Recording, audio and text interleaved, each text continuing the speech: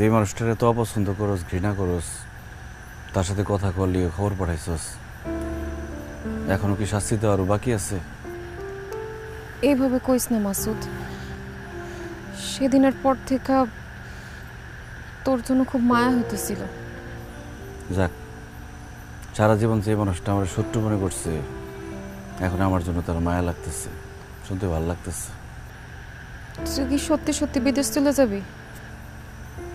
হ্যাঁ, ভিসা চলে আইছে, এখন তো যাইতেই হইব। বেকার ভাদাইম্মা এই কথাগুলো শুনতে আর মন চায় না। ছোটবেলায় বাবা মারা গেছে, ঠিকমতো লেখাপড়া করতে পারি নাই। যখন একটু বড় হয়েছি, ভাইজান বিদেশ চলে গেছে। আমার খরচ ভরণ পোষণ সব তো ভাইজানই দেখছে। ভাইজান আর কত দেখব, এখন তার বয়স হয়েছে না।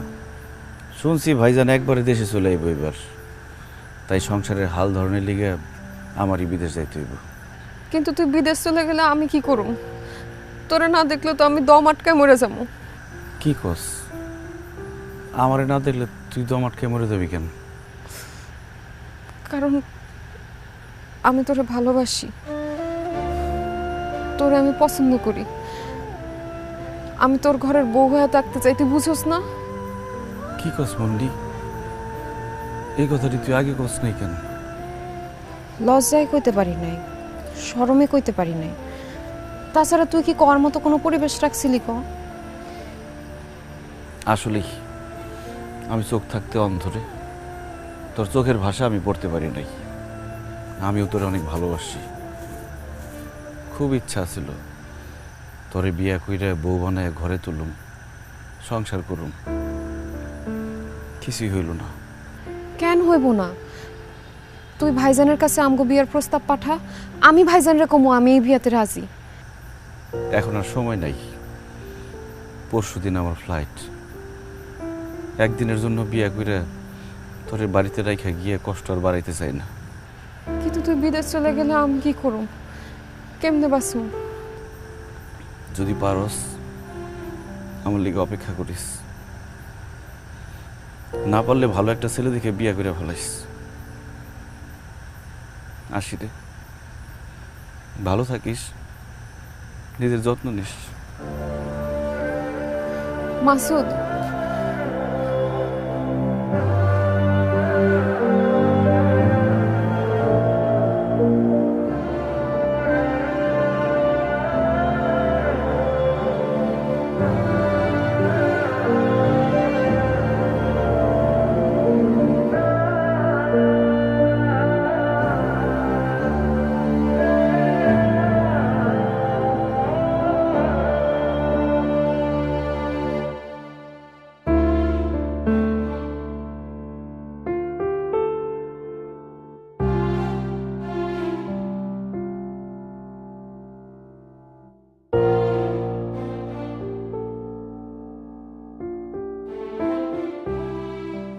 ভাবি জায়গা, আমার উপর কোনো রাগ অভিমান কষ্ট রাখো না। সারা জীবন তোমার অনেক জ্বালাইছি, তোমার কোনো কথা শুনি নাই, তোমার লোকে বেয়াদবি করছি। আমার মাফ করে দিও ভাবি। আমার তো মা বাপ নাই, তুমি আমরা সারা জীবন মায়ের মতো আগলে রাখছিলা, বাপের মতো শাসন করছো। আমি তোমার কাছে অনেক ঋণী থাকুম ভাবি। আমার লিগে দোয়া করো, যাতে আমি বিদেশে গিয়ে ভালো মতো কাজ করতে পারি, সংসারের হাল ধরতে পারি, আমার ভাতিজারে মানুষের মতো মানুষ করতে পারি। তোমার অনেক মিস করুম ভাবি, তোমার রান্না অনেক মিস করুম ভাবি। আমি তো এতিম, দেশ থেকে খোঁজ খবর নিব কেউ নাই। মাঝে মধ্যে আমার ফোন দিও, আমার ভুলা যাও না ভাবি।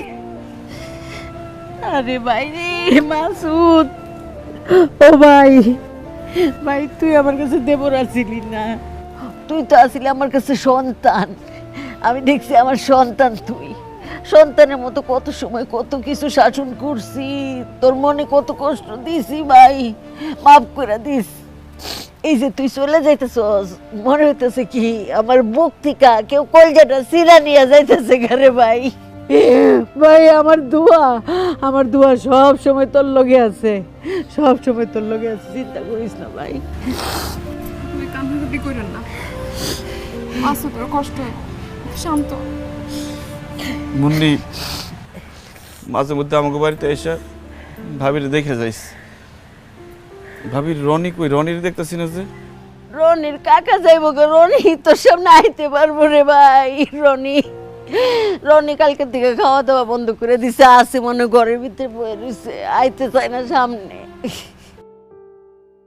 রনি, রনি, আমি যাইতাছি গা কাকা, একটু বাইরে আয়, দেখা করে যা।